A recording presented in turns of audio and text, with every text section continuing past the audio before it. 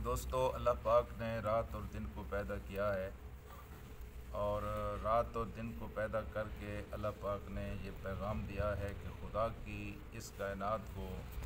خدا نے اس طریقے پر پیدا کیا ہے کہ یہاں پہلے تاریکی ہوگی، تاریکی کے بعد روشنی آئے گی۔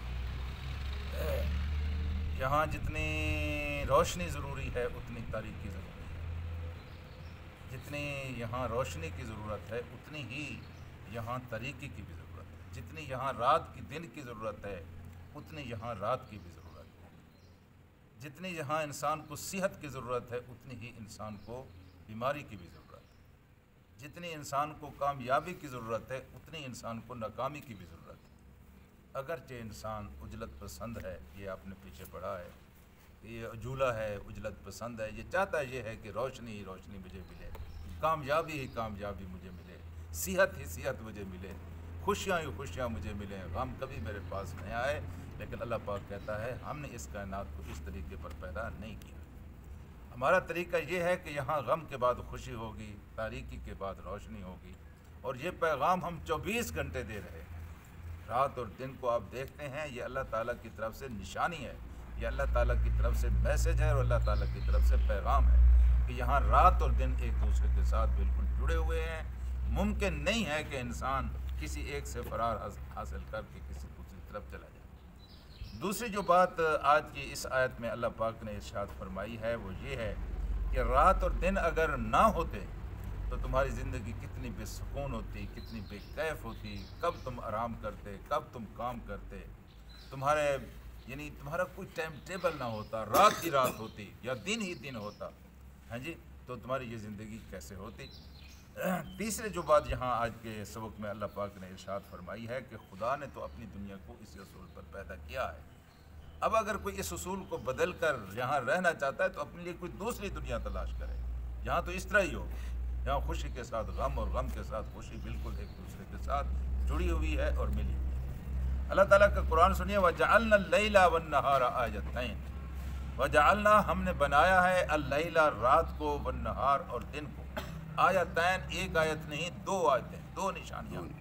نشانیاں ہم نے بنائی ہیں۔ اور یہ نشانیاں کیسی ہیں ذرا تم ان کے اوپر غور تو کرو۔ فَمَحَوْنَا آیَةَ اللَّيْلِ، ہم رات کی نشانی کو مٹا دیتے ہیں، معاف کر دیتے ہیں۔ یہ مٹانا بالکل اسی طرح ہے جس طرح سلیٹ کے اوپر کوئی چیز لکھ کر اس کو مٹا دی جاتی ہے، پھر اس کے اوپر ایک دوسری عبارت تحریر کر دی جاتی ہے، وہی جگہ ہوتی ہے، لیکن وہاں ہم رات کی نشانی کو مٹا دیتے ہیں، اور اس کی جگہ پہ اللہ پاک فرماتے ہیں وَجَعَلْنَا آیَةَ النَّهَارِ، اس کی جگہ پہ ہم آیۃ النہار دن کی نشانی کو لے آتے ہیں۔ رات کی نشانی اندھی نشانی تھی، تاریک نشانی تھی، وہاں روشنی نہیں تھی، لیکن دن کی نشانی کے بارے میں ارشاد فرمایا مبصرہ، یہ بصر سے، آنکھ سے ہے۔ دن کی نشانی دیکھنے والی بھی ہے اور دکھانے والی بھی ہے۔ رات کی نشانی تاریک تھی اور دن کی نشانی روشن ہے۔ اچھا، دن کی نشانی کو ہم نے کیوں بنایا؟ لِتَبْتَغُوا فَضْلًا مِنْ رَبِّكُمْ، تاکہ تم اپنے رب کا فضل تلاش کرو، تاکہ تم اپنے رب کی طرف سے عنایات جو ہیں، رزق کے جو وسائل ہیں، اللہ پاک نے تمہارے لیے رزق یہاں پھیلایا ہوا ہے۔ دن کو ہم نے اس لیے بنایا کہ تاکہ تم اپنے رب کا فضل تلاش کرو، اور رب کا فضل تلاش کرنا عین عبادت ہے۔ اللہ پاک نے حکم دیا ہے کہ جب تم نماز پڑھ چکو تو زمین فَانتَشِرُوا فِی الْأَرْضِ وَابْتَغُوا مِنْ فَضْلِ اللَّهِ، زمین میں پھیل جاؤ اور اللہ کا فضل تلاش کرو، یہ تمہارے لیے بہتر ہے۔ تو فرمایا یہ ہے کہ ہم نے اس لیے، اور دوسرا اس کا فائدہ یہ ہے کہ وَلِتَعْلَمُوا عَدَدَ السِّنِينَ وَالْحِسَابِ، یہ رات اور دن ہم نے اس لیے بنایا ہے تاکہ تمہیں معلوم ہو عدد السنین، سالوں کا حساب، اور حساب کتاب کے جو میزانیہ ہے، میقات ہے، تم ایک دوسرے کے ساتھ معاہدے کرتے ہو، نکاح و طلاق کے معاملے میں عدت کے دن آتے ہیں، یہ مختلف قسم کی چیزیں آپ کے ذہن میں ہیں کہ اگر رات اور دن نہ ہو تو یہ تم کس طرح طے کرو کہ فلاں تاریخ کو یہ کام ہوگا، فلاں تاریخ کو یہ کام ہوگا۔ یہ اللہ کی بہت بڑی مہربانی ہے، اگر یہ نہ ہوتی تو تم دیکھو تمہاری زندگی کتنی پھیکی اور کتنی بے سواد۔ یہاں سے یہ پتہ چلتا ہے کہ اللہ پاک نے اس کائنات کو بڑی ترتیب کے ساتھ بنایا، اور پاک رسول صلی اللہ علیہ وسلم نے اس ترتیب کو پسند کیا ہے۔ حضور کریم صلی اللہ علیہ وسلم کا چھوٹا سا گھر تھا، لیکن جو چیز آپ جہاں رکھتے تھے وہیں رکھی ہوئی ہوتی تھی، یہ ہر چیز کے لیے ایک جگہ مقرر تھی، اور وہیں پہ آپ اسی چیز کو رکھا کرتے تھے۔ یہ نہیں ہوتا تھا کہ کبھی ادھر پھینک دیا کبھی ادھر پھینک دیا۔ عبداللہ ابن عباس کہتے ہیں میں رسول کریم صلی اللہ علیہ وسلم کی خدمت میں حاضر ہوا، ایک رات میں نے آپ کے ہاں گزاری، اور جب صبح کا وقت آیا تو میں نے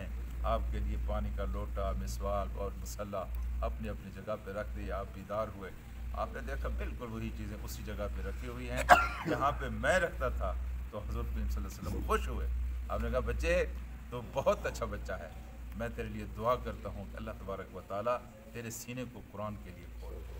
اور پھر اس کے بعد آپ دیکھتے ہیں کہ صحابہ کرام میں حضرت عبداللہ ابن عباس اس وقت بھی مفسر قرآن تھے، اللہ پاک نے کے رسول نے جو ان کو دعا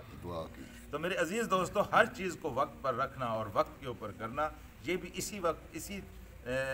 وجہ سے ممکن ہے کہ یہاں دن اور رات آتے ہیں۔ وَكُلَّ شَيْءٍ فَصَّلْنَاهُ تَفْصِيلًا، یہ صرف رات دن نہیں ہے بلکہ کائنات کی ہر چیز کو ہم نے بڑی تفصیل کے ساتھ اس قرآن میں بیان کر دیا ہے۔